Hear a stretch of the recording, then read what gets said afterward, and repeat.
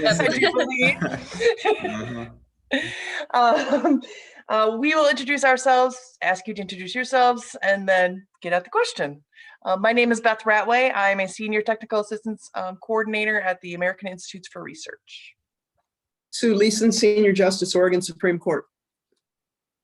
I'm John Deloach, the Senior Staff Attorney for the South Carolina Association of Counties. Thank you. Please introduce yourselves. My name is Reed Schwan. I'm a National Merit Scholar. Hi, my name is Cole Evans, and I'm the tenor section leader in my school's top choir.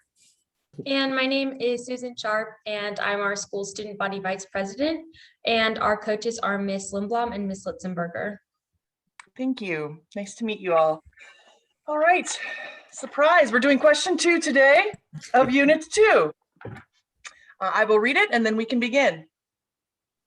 One founder claimed that representatives should refine and enlarge the public views by passing them through the medium of a chosen body of citizens whose wisdom may best discern the true interests of their country. Do you agree or disagree with this claim?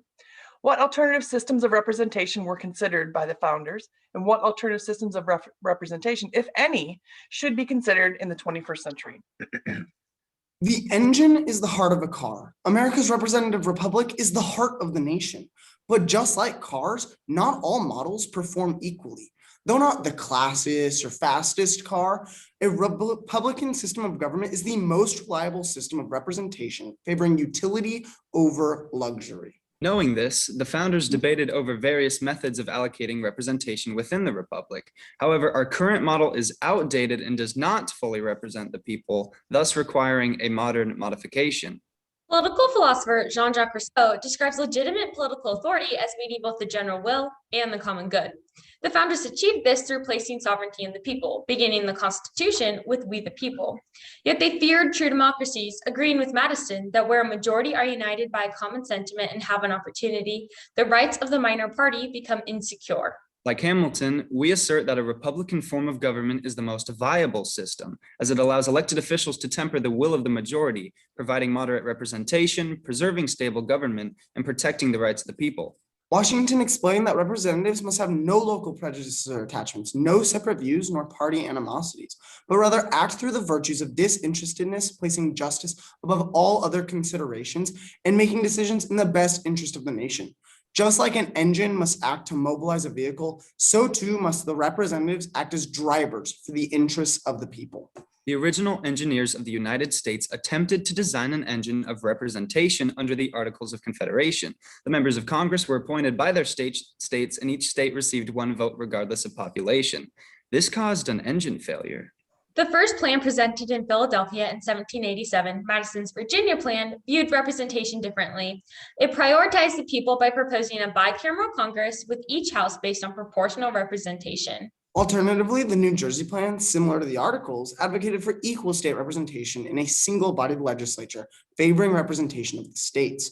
Further, the Hamilton plan proposed life terms for senators and the president, but was quickly disregarded as too extreme and too British. The Connecticut Compromise balanced representation between the states and the people. Article 1, Section 2 creates the House of Representatives as the voice of the people, and Article 1, Section 3 establishes the Senate as the voice of the states. However, the 17th Amendment now allows the Senate to be elected by the people. The engine has been tweaked.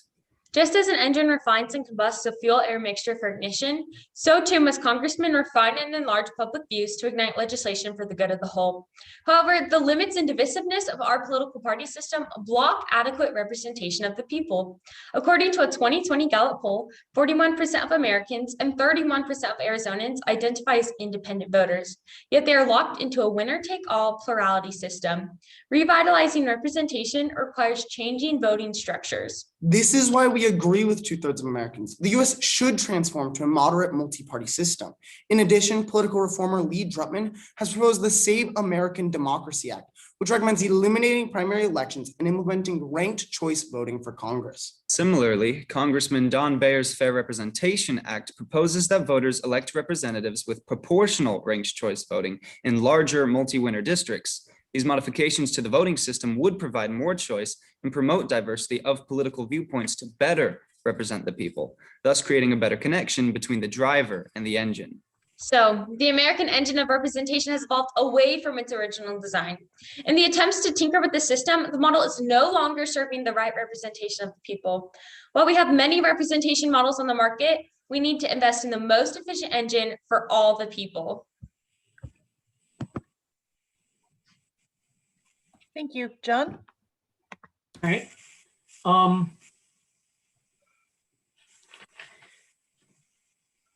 So,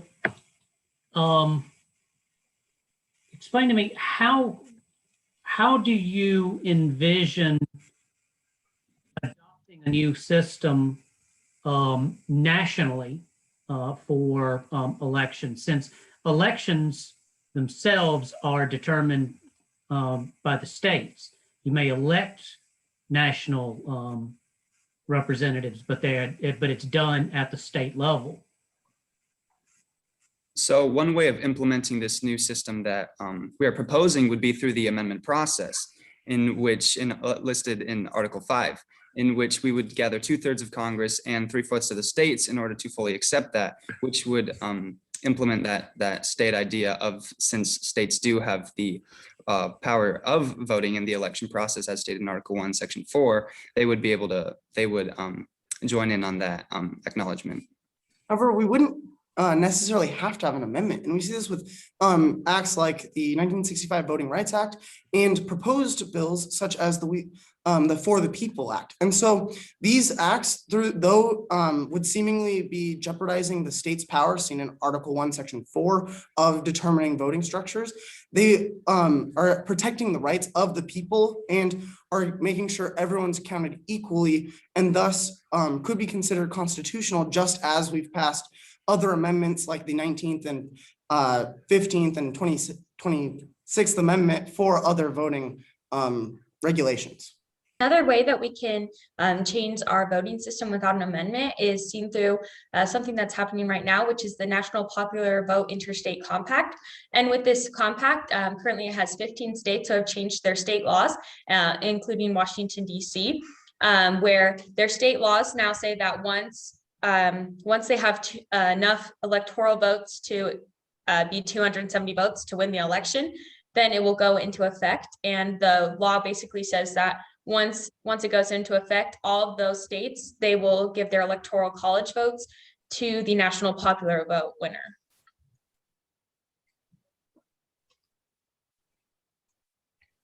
I'm not sure I understood your answer to the first question. Do you agree or disagree with the quotation of Madison in Federalist 10?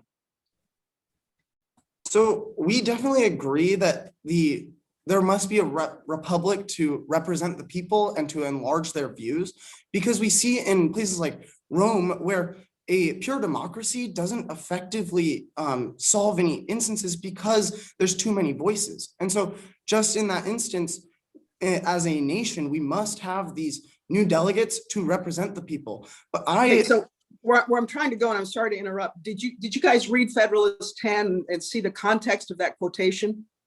Yes. Yeah, Madison's not making the argument that is alleged in the question, is he? Mm-hmm. What is the argument of Federalist 10 with respect to the problem of representation? How do you understand his bigger argument as opposed to this quote out of context? Well, the way I saw Federalist 10 and Madison, what he was trying to say is that, as we mentioned in our essay, he's trying to get this idea out that a representative republic is the only way to he states that it will have the ability to break and control faction, and through this idea of a chosen body of citizens who are able to discern the true interests of the people, which, as stated in the main question, would be able to refine and enlarge the public views. It makes him sound awfully Platonic, and I'm not, well, but we can have that conversation later. One other curious thing they apparently gave us a Ford, not a Cadillac, to stay with your theory of and the Ford has broken down. What kind of a car are you giving us? So, You can go read. okay, so what we're proposing is a multi-party system, and this system would be utilized through proportional ranked choice voting, and that I get that. Does it solve you say we didn't get a good car to start with. Are you giving us the perfect solution? Are you giving us the Cadillac or the Beamer?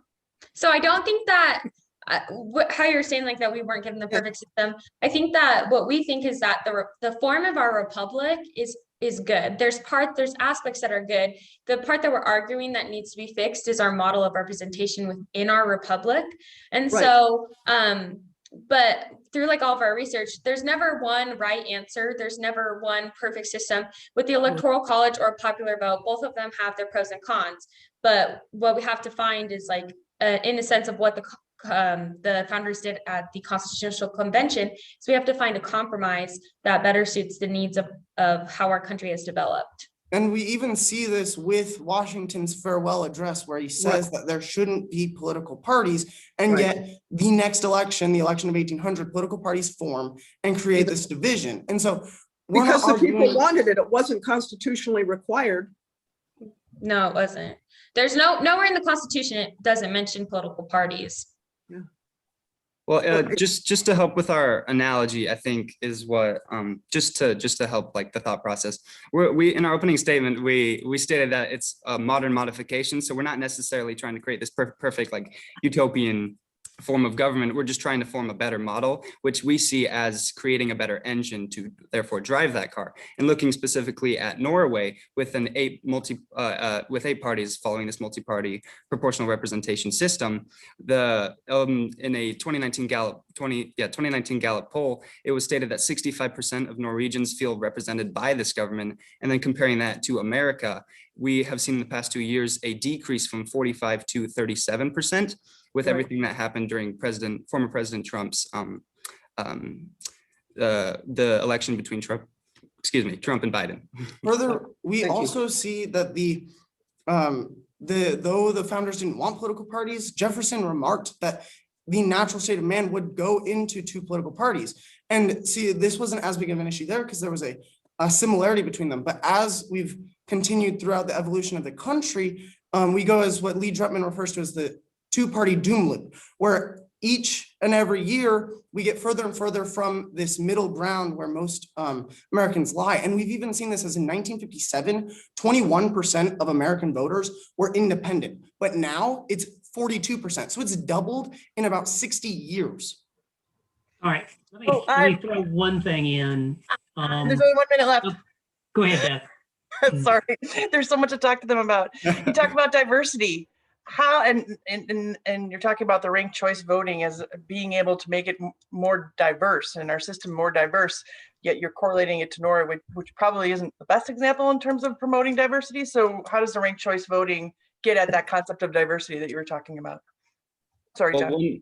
Well, one problem that it solves is to address like this diversity issue is political gerrymandering. And this can be seen in our idea that we proposed, well, not our idea, but one idea we relate with, the Don Baer's Fair Representation Act, in which it would remove this problem of political gerrymandering and this idea of red versus blue districts, because instead of skewing the representation towards one individual with these multi-member districts, we would be able to see. You finish your sentence. We would be able to see voters being able to properly identify with their party affiliate. Thank you. Thank you very much. Sorry, John. All right. So I'll ask the next one. I'll let you give feedback first. You can start with feedback. Okay. I think this was an entertaining discussion between I thought your presentation was good. I kind of got lost a little bit talking about the car and the engine a little bit.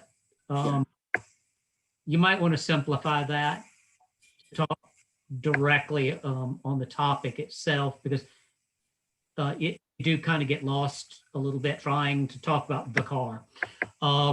But I think reasoning was well. The evidence that you used was good. Think about some of the disadvantages that you have immediately, at least, with ranked choice voting, because one thing I didn't hear is even if if you start getting the majority of states using ranked choice, and you get more third-party participation, you have more third-party candidates winning, is where do you go from there? Because frankly, unless you've got 30, 40, 50 House members from third parties, they're basically going to come into the House and have to caucus with one of the two major parties, because the parties control the rules of the House. Same with the Senate. So until you get a large number of third parties, it kind of gets lost.